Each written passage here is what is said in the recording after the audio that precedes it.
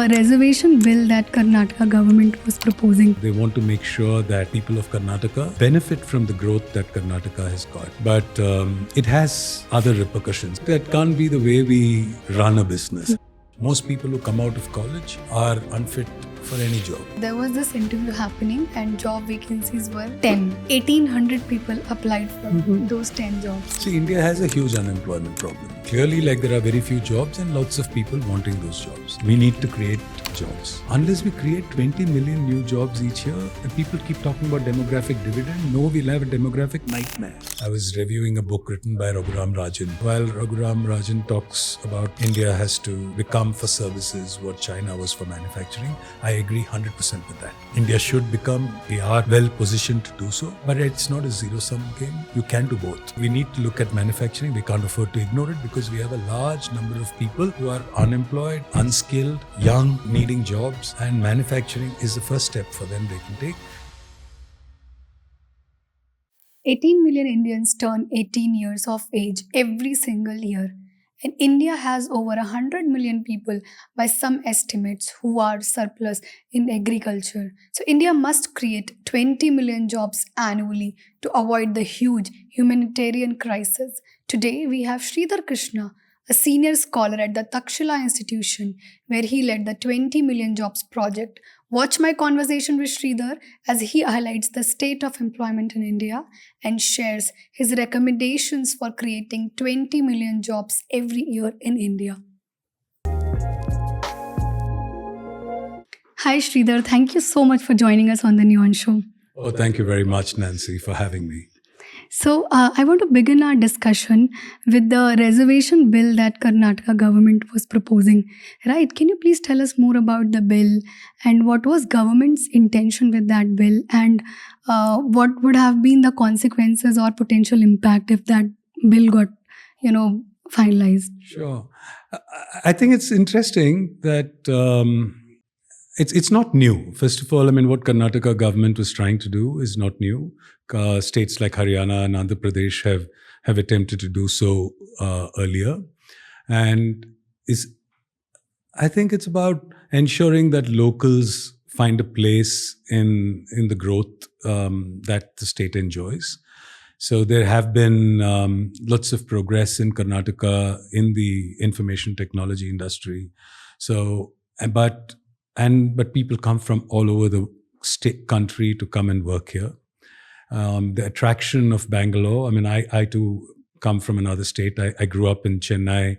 I went to Pilani to study and then in Bombay, but I've sort of grew up in Chennai and spent a significant part of my life there. But why when I decided to move to Bangalore, it was because it's a cosmopolitan city. It's a city that makes you comfortable immediately when you get here and makes you feel at home, right? And what Karnataka government was trying to do is to say that we want to reserve 75% of low-end jobs and 50% of managerial jobs to people who are local. And what they define as local at that point is, do I become local after working here for 15 years? I think they did mention Kannadigas are the ones they want to sort of support. I think I understand their reasons for doing so. I think they want to make sure that people of Karnataka benefit from the growth that Karnataka has got.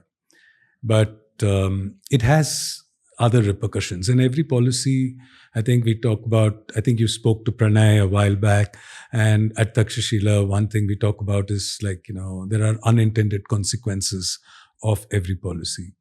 And if this policy were to be the case, then what will happen is that the number of people that organizations can hire who are local might then become limited. You're now not able to access. If you set up an office in Bangalore, you're now able to attract people from all over the country because people will be willing to come and join your company. Just to join your company, they'll move, they'll migrate. But if you are forced to hire only locals and a significant percentage of them, then you're going to limit the number of people that you can attract. And that will impact the attractiveness of Karnataka and Bangalore in particular as a place for doing business. So That's my personal opinion on this subject. I understand the political compunctions that governments may have in order to bring such things to bear, but I don't think it'll serve the purpose that, see, we have to increase the size of the pie. We can't keep deciding, we can't keep shrinking the pie and then decide who to share it with. Yes. I think that would be not a great idea. I think it would be very distracting for builders also, right? Because already it is very difficult to build a business, right? And then there is one more distraction that you have to, always be very aware about the ratio, right? Yeah. I think like that can't be the way we run a business. I think we need to, a successful business is run by ensuring that you have the best people, you give them the best environment, and you build a good business model, and you go out and target your customers. And I think like make sure that once you treat your people well and you're able to deal with the issues in a sort of equitable manner, then you can focus on your clients and make sure that they're pleased. So this would be a distraction, and I think a distraction is actually quite a mild word. Yeah. It would be more than a distraction. Yes. It would actually deter company. People will start thinking twice about setting up new business in Bangalore. So in any way, when you are doing your business well, and you will be creating lots of job opportunities. Yeah. So you are, in a way, as you said, increasing the size of the pie, right? Correct.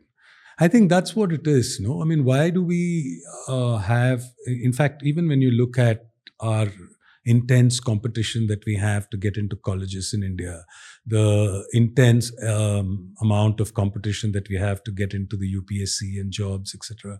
All these are because of shortages, right? And instead. And then we're all talking about whether this community should get this reservation or that, or how it should be split up. I think it's one thing to increase. I think, again, I just go back to it. Let's just focus on, we need affirmative action, and I'm not against affirmative action. I honestly believe that some states have done extremely well through affirmative action, and that's been a positive thing for our country as a whole. But you can't keep getting very, very micro about it, then it becomes difficult. And how do you see the reservation thing overall? Like, there are other kind of reservations also, like in Karnataka. I recently noticed that I can travel in a bus. I don't have to pay anything. So I think that is one initiative, because we already have... See, I would put some of those things as fairly harmless, right? But one of the things that happens is that if you look at people on the road, you find that women generally use public transport largely, and men have motorcycles and other means of transport. This is broadly the demographic. I'm not saying no woman rides a bike or no woman drives a car. Of course they do. But the point is that largely women are users of public transport, or would like to be able to use public transport, or they walk on the streets to get to work. Now, providing free transport for women in buses in Karnataka, I think just reduces one friction point for women to be able to get to work. One thing.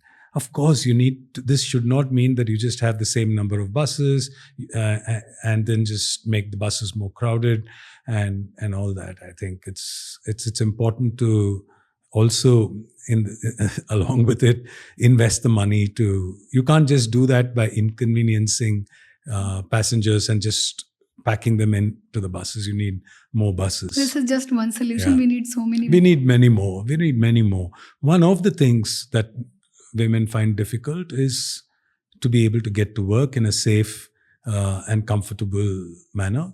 And I think providing free access on buses is just encouraging women to get out of the home. Yes, makes sense. And I also see that, because I have lived in Delhi for like 7-8 years before moving to Bangalore, and now I'll be completing 5 years being in Bangalore, and I see so many women working in Karnataka. Like the kind, like I wouldn't see women in, like I would see women in offices, but I wouldn't see women on street working. So I think there is one more positive thing that I think I get to see more in Delhi also. Yeah. Yeah, in the near future. And I think we No, I think Bangalore is a fantastic place. I think like we're all blessed to be living here. Such wonderful weather most of the year, and I think we just need to keep it that way. We need to keep it as a great attractive destination for business. not just for And, startups, people yeah. when we talk about Bangalore, people start talking about startups, right? There is Right. so much more than startups in Bangalore. Oh, of course, Right. of course, absolutely. So, what are the areas where government or our country has done tremendously well, and what are the areas which still needs our attention? Like in one of your articles, you mentioned that India can't afford to ignore manufacturing. So, Yeah. why do you say that? And So before I go into manufacturing itself, I think it's important to answer this basic question of what we've done well and what we've not. We have done very well in many areas, including like, health. And the day before yesterday, last week at Takshashila, somebody ran a quiz asking people questions about what was infant mortality in 1951, what is infant mortality today, what is, and so many things like that. Little parameters, right? The percentage of girls who drop out of school, the women's literacy in India at that time versus now. In the last 75 years, I think tremendous progress has happened in our country in a wide variety of areas. At the same time, I think there's something that's happened in the last few decades, which is also important. In the 70s, Indian economy used to grow at about 2% per annum, But our employment elasticity was 0.9, which meant that our employment also grew almost alongside the economic growth. Today, our employment elasticity is now down to 0.087. It's a tenth of what it was in the 70s, which means that we need to grow 10 times as fast for the same amount of economic progress. So if India needs, in my opinion, 20 million jobs a year, we have 18 million people who turn 18 every year. We have about, I used to say 100 million people surplus in agriculture, but another 70 million have joined agriculture in the last 3-4 years. Therefore, I believe we have 200 million people who are surplus in agriculture. So those people need jobs. So I think unless we create 20 million new jobs, India is going to have huge, people keep talking about demographic dividend. No, we'll have a demographic nightmare unless we fix this problem. So to me, that is India's biggest challenge today. We need to create jobs. But but you can't create jobs by wishing them, right? First, there has to be an acknowledgement that there is a jobs crisis. But there isn't an acknowledgement that there is a jobs crisis, or at least there wasn't. I just briefly glanced at the economic survey which just came out today. They are talking about skilling and things like that as an important side area. So I think jobs has definitely got some attention. I wrote in the Hindustan Times a couple of years ago, after the budgets, that there is a jobs crisis. Please acknowledge it. Right? That was the title of my op-ed in the Hindustan Times 2 years ago. And I think it wasn't acknowledged. We talked about how many times jobs were mentioned in the budget speech of the finance minister in 2022, and it was 3 times. Right? Only 3 times were jobs mentioned in the entire budget speech. They talked about digital some 16 times in the same speech. Right? So the point is, what you get talked about gets done. Today, they're talking about jobs. Today, I think, even during the current Lok Sabha elections, there was a lot of conversation around jobs. But if you look at the PLFS data, the periodic labor force survey data, if you look at the annual one and end of last year, they say that it says that our unemployment rate is 3.1%. Now, if you had unemployment of only 3.1% in a country like ours, jobs would not be a conversation anywhere. Politicians wouldn't be talking about jobs, right? Opposition parties wouldn't be talking about jobs. They would be ignoring it because they'll say man, the country is doing phenomenally well. Let's not talk about jobs, right? People are not lying when they say jobs crisis exists. It's a real thing, right? If you look at CMIE data, on the other hand, it says your unemployment rate is 8.5% at the end of June. Now, I don't know what's true. It all depends on how you count who's employed, who's not employed. 70 million people are supposed to have joined the workforce in the last, almost 100 million people are supposed to have joined the workforce in the last 4 years. But that's not really, but out of them, like almost 80% of them are people who have moved into agriculture, moved back to agriculture after the pandemic, right? They just decided it's not worthwhile to go back to the city and do those jobs. Let's just stay in the village and do agriculture. Agricultural productivity at the same time has obviously dropped tremendously as a consequence of that, right? So I think you have to also see labor productivity. Labor productivity in India is like about $8 an hour, while in the US it's like some $100 an hour, right? So I think that's a kind of difference that exists. So unless we move people out of agriculture, you need to have non-agricultural good jobs in India available. And that's really the big fix that we need to make in our country. Yeah. And that happens if you grow the economy. So in order that so many jobs gets created, we need to grow the economy at over 10% per annum and increase employment elasticity to 0.4, 0.5. Which means that it doesn't mean that government comes out and says, okay, these are industries where employment elasticity is down, so no more automation in that area, no more productivity gains in that area. No, that's not the way to do it, right? So you got to identify areas which have high employment elasticity. IT services, 0.8, construction, 1.15. So you look at industries like that and find out what are the bottlenecks for growth of those industries and try to fix those bottlenecks there. I think that's what we need in order to sort of grow this. But there are many things which we need to do in order to do it. And I think there are ideas. Yeah, we can talk about them when you come there. So, Sridhar, we talked about unemployment here. Yeah. I'll share a very recent incident that happened in Gujarat. So, there was this interview happening and job vacancies were 10, right? And 1,800 people applied for those 10 jobs, right? And the interview was happening inside a hotel, and hotel management couldn't control that kind of crowd. And there was this stampede-like situation in the hotel. So, what's this problem? Why is it happening? See, India has a huge unemployment problem. So clearly, there are very few jobs and lots of people wanting those jobs. I think that's the bottom line here. But we need to solve this problem. While we do say that there are lots of job seekers and very few jobs, ILO also had a report, which I read a few years back actually, which said that India will have 29 million jobs which will go unfilled because we don't have the right skills of people to fill those jobs. Right? So we have that problem too. So there's a huge skills mismatch. Most people who come out of college are unfit for any job. They just don't have the skills which the market wants. So our education system and the jobs are sort of not in sync. So I think that's one big problem. If you look at people who are less educated, they all have jobs, but they have jobs which are underpaid. And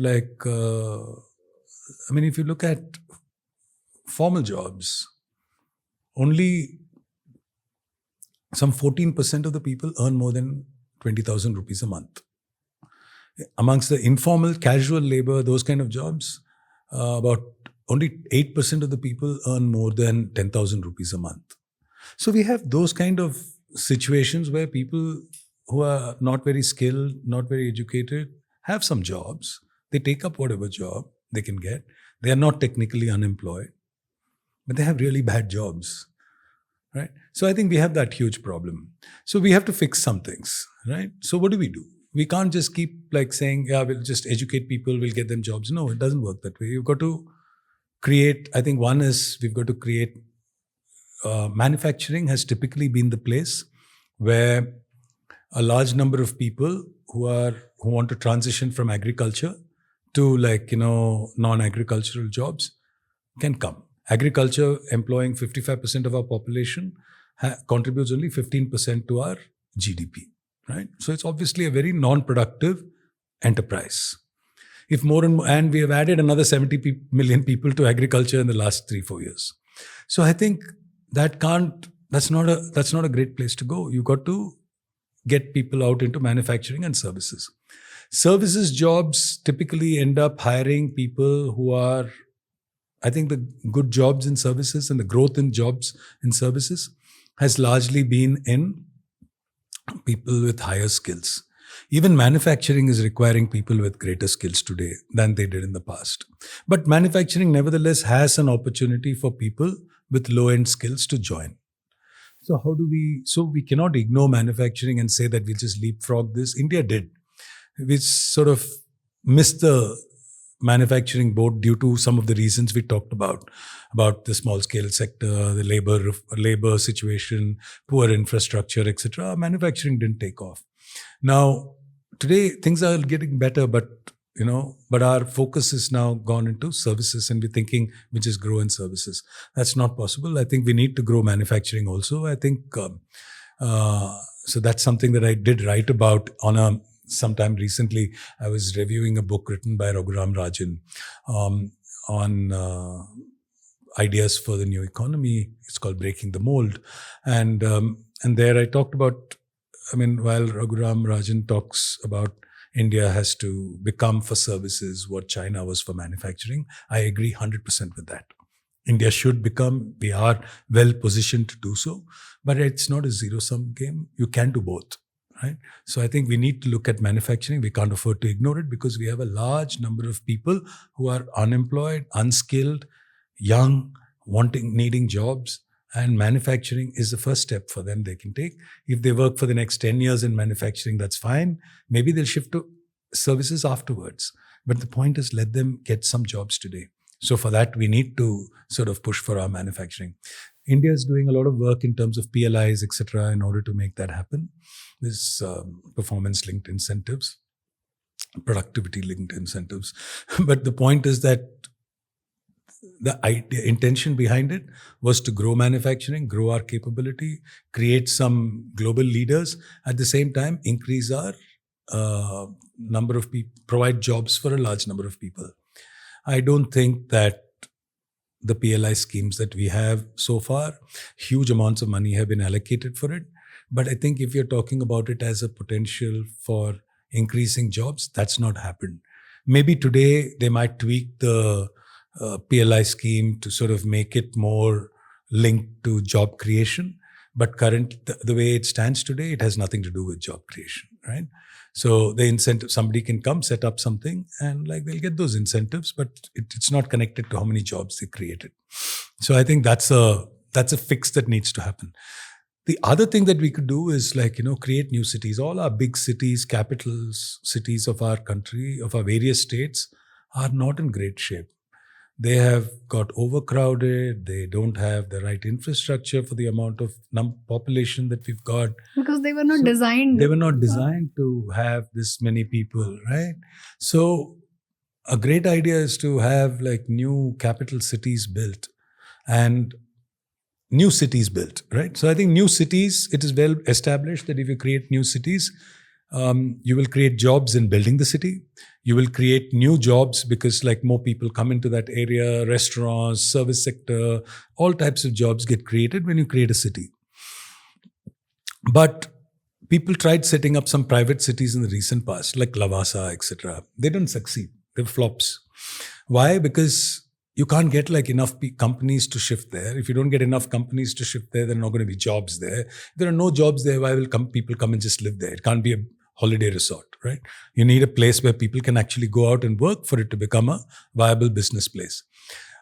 In the past, people could set up things like Jamshedpur and Durgapur, etc., and all that, and those became towns of their own. But today, those kind of things don't happen because both the man and the woman want to work, and so two people in the home will have to get jobs, those kind of ideas. So it'll be difficult. But if the government were to move capital to another new place, that would create a huge number of people moving there, and therefore create enough opportunities for other companies to set up there alongside it and go out and do it. So I think this idea of setting up new capitals for each state is a good idea. It's one idea which can work. It requires large amounts of money to be sort of deployed initially, but I think the benefits from it can be significant. India has a young population. Many developed countries do not. They have aging population. So I think facilitating emigration to those countries is a great place to do. If work can't come to India, then people can go there where the work is. So I think facilitating emigration is great. India is already having some interesting conversations with Australia, a few other countries where they're talking about truck drivers are being trained in India and being sent to Australia. They meet those Australian requirements of driving, etc., in order to go there. So I think if we can use AI and other aspects and understand what are all the jobs that are available in different countries, and find ways by which we can train our people to get those skills, acquire those skills, and go out and apply for those jobs, that's a potentially a big one. I think access to credit has been a huge problem in our country. 85% of MSMEs do not have their credit requirements met. They need money. They don't get paid on time by the larger companies. Government is the biggest part is on one side of it, where many PSUs and governments have not paid MSMEs. The budget last year or the year before sort of talked about how it would become an offense if MSMEs are not paid by private companies on time. But I think a large amount of money is owed to people from PSUs and government companies. So I think that's something that is to be done. They need to get access to credit. You need to have streamlined the process of offering credit. You cannot criminalize every failure to repay. It has to be dealt with as was the intention right? Was the intention there to repay, or was it just failure to repay? I think those things have to be differentiated. You need access to global markets. So therefore, then there will be more access to credit. I think that's important. You need to facilitate the gig economy. Like we said, we need to make sure that we don't keep trying to come up with rules and laws which sort of restrict the employment of such people. Even though they're not great jobs, there are some jobs today. So we need those jobs too before people can move on to something better. So there are going to be stopgap arrangements for the people, just like it is for those who employ them. And these are people who should have time to skill themselves. But most importantly, I have an idea called career impact bonds. These career impact bonds are used to finance upskilling. So all these things, like we said, require new skills to be acquired because many of our companies are not able to hire people with the right skills.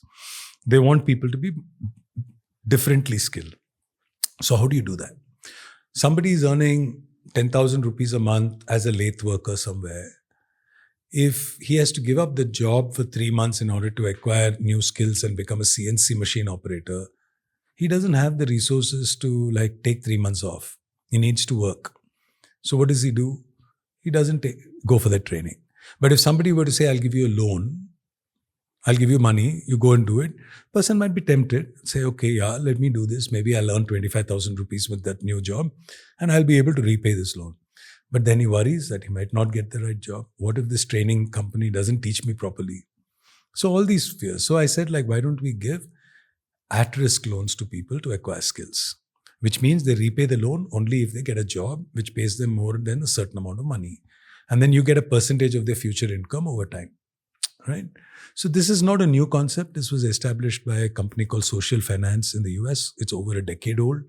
Recently, Google put $100 million into a fund along with Social Finance to set up career impact bonds, which will allow people to go and acquire some Google certification for free, but have to repay only if they earn more than, say, $40,000 a month.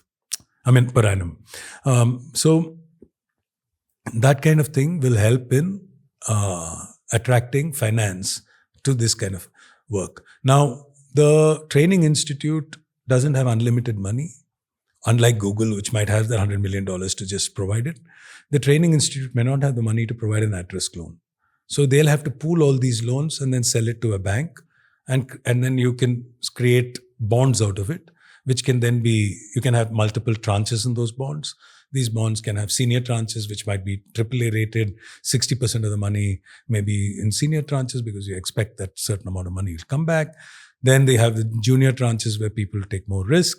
Then you have the equity tranche, which is maybe funded by CSR and government and others to do. So that way, you can make upskilling a self-financing proposition.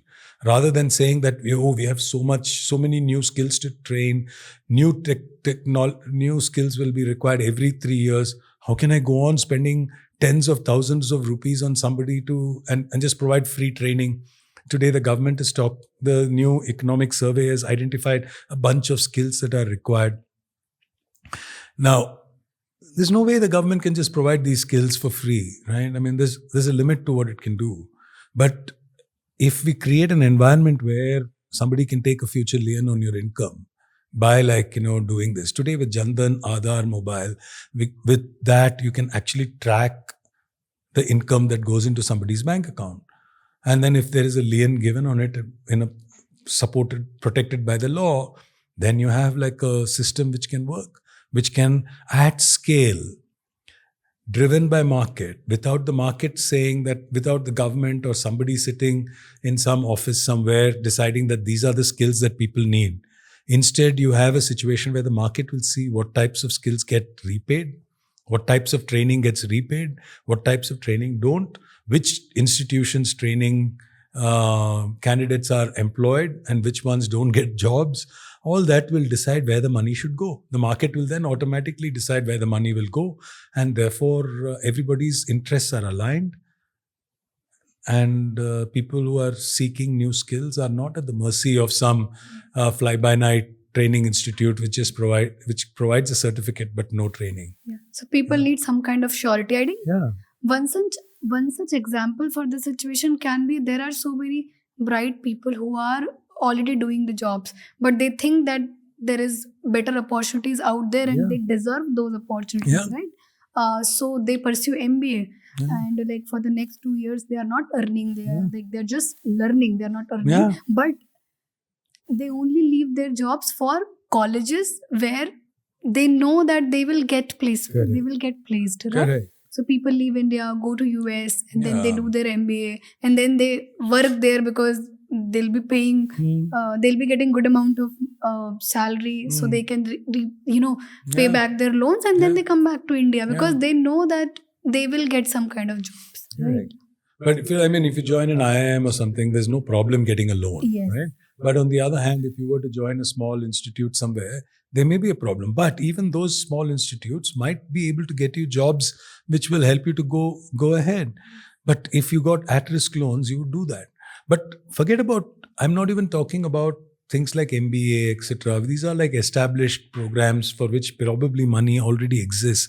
But I'm talking about somebody realizing that Python is a useful skill to learn. Now let me learn Python. Now it might cost them some amount of money and they don't have the money to pay for it. Many things can be learned for free, but there are some things which are probably required you to go to some place and learn it properly.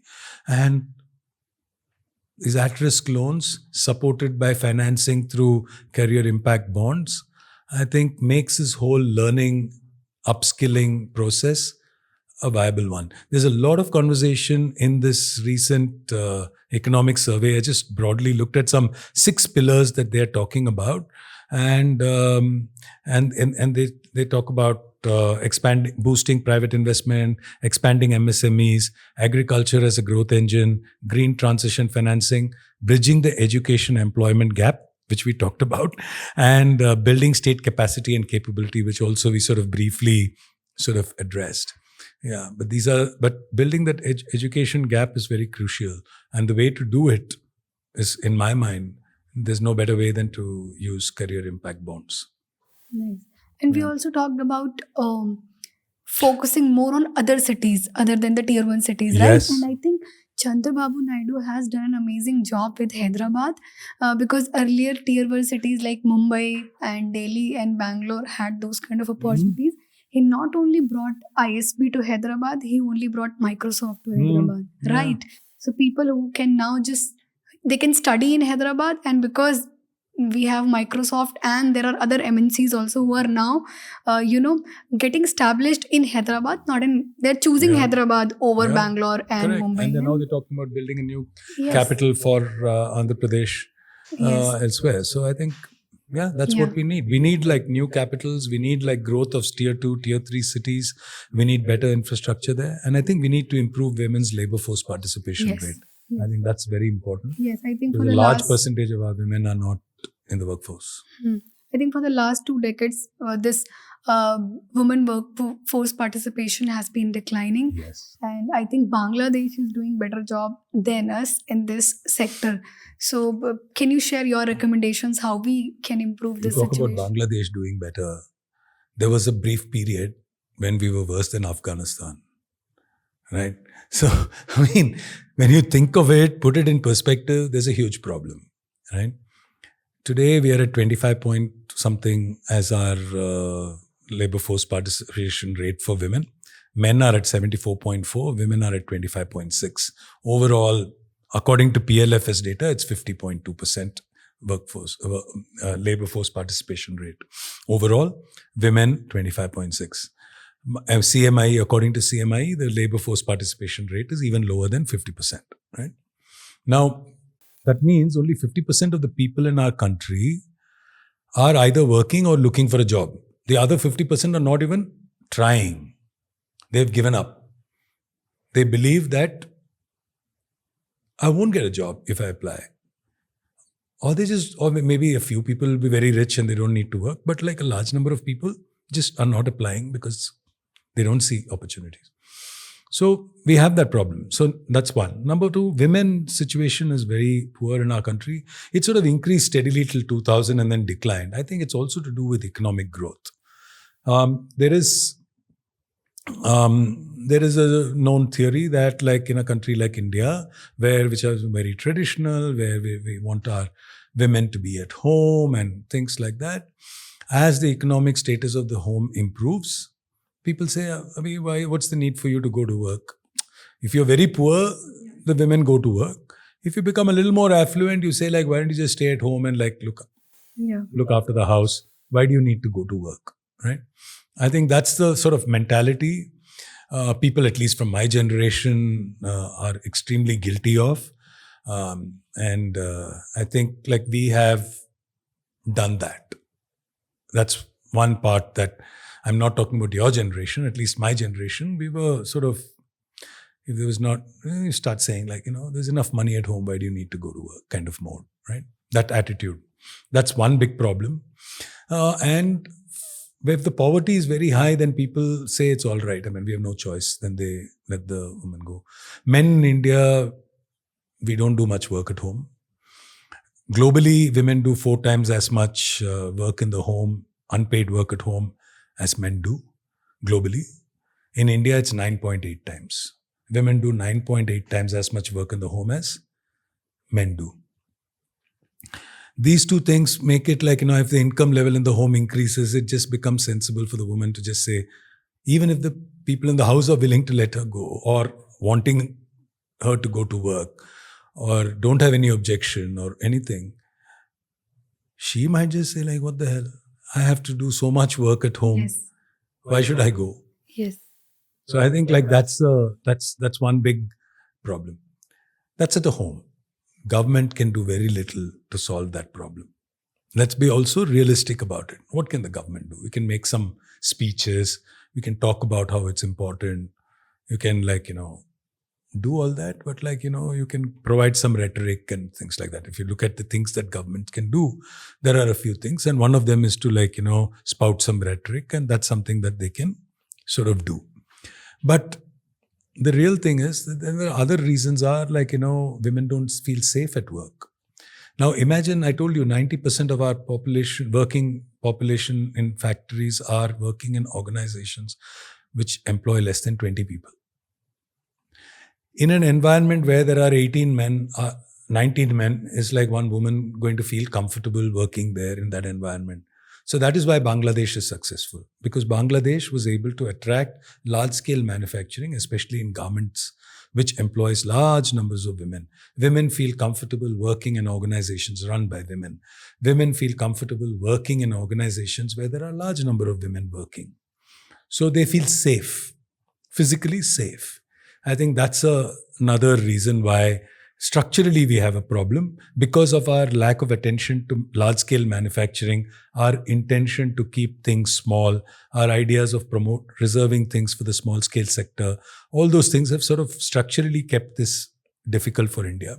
And therefore, you have a situation where women's labor force participation has been traditionally low. Right now, it's low because of some good things that have happened, that is economic growth. But nevertheless, it's quite bad. And the amount of GDP that we are losing because we don't have this large number of people who could be at work who are not at work is tremendous. It could change the prosperity of our country at a different level. It has been shown that when women earn money, they educate their children. When women earn money, they provide money for healthcare. When women earn money, the home is much better off, right? But that's not the situation in most of our homes. Many of us, including my generation and even me at some level, are guilty of not being supportive enough, right? Or maybe actively sort of dissuading greater progress. So I think that's a big problem in our country, and I think that's there. So there was safety, there's freedom from work. Yeah, And then I just share an example that my mother-in-law, she got selected for Air India before her marriage, and but by that time she was about to join. Her marriage got fixed, and then there was this hurry that she should get married because now the rishta is fixed, right? She moved to Meerut from Ahmedabad, and then she thought that she already got the job with Air India, so maybe she'll try after near, and she'll get placed with some other airlines, right? So she didn't join the job, and then marriage happened, and in just 1 year she got a baby also, and then she got occupied, and like everything was good because the family had their own business, so they were doing really well. They didn't need her to work, right? The same situation as you mentioned. But after some time, business started declining. They had huge loans, and then now when I look back and I think about that situation, and I think कि अगर वो job उन्होंने join कर लिया होता तो I don't think इतना financial pressure hota family ke upar, right? And just think about her career.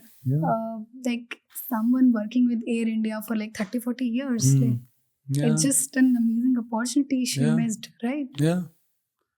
That's what it is. And I think we need to change. I think one is structural, types of organizations, types of industries. That's something that can happen. Improve safety, security, comfort, to go to work and come back and all that. But I think at the home level, there has to be a big social change. The social norm has to change, and that's hard. So I think that's basically in terms of there are various ideas for improving jobs, and I think we have to, of course, this is besides the standard ones. I have not mentioned the most obvious ones of better infrastructure, ease of doing business, doing all those things like, bankruptcy laws, courts providing justice quickly, compliance requirements, regulatory pressure, corruption, all those issues all make it hard. But some of these changes can make a difference. Keep seeing the amazing work the Takshashila team does, like their Instagram reels, they are so informative. It just shows how much effort they put to educate people, right? And so many sessions, webinars you guys keep doing, and then we have so many reports on the website. And I'm also going to share the link of 20 million job project in the comment section, so everyone can read the comment and they get to know what you guys are doing, and not just the good things. We should also have an idea of the overall picture we have about our country, so we know what to contribute, how to contribute. It's our country. We have to work towards making it, transforming India as a marathon, as somebody says. Not everything can be done on government level, like we mentioned about the women participation situation, that there are things that are in our hands also. Yes. Indeed it is. Indeed, there are many things that we can do. Thank you so much for joining us on the Nuance Show. It was lovely chatting with you, and there was a lot I learned, and I'm sure our audience will also learn a lot from your journey and the insights you shared. Thank you very much, Nancy. I really enjoyed talking to you. Thank you.